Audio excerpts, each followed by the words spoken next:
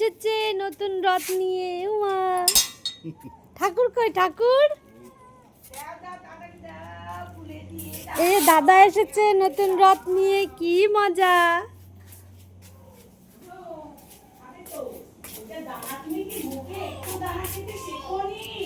এ সোনা সোনা, ও মাম্মা এই দেখো তোমার রথ এসেছে। তোমার দাদা তোমার জন্য রথ এনেছে, তোমার প্রথম রথ। এই যে উলি বাবালে, কি হাসি কি হাসি।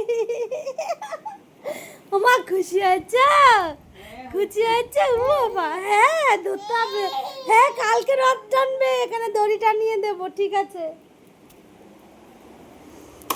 ও জগন্নাথ কই? জগন্নাথ দেব এই যে দাদা এসেছে।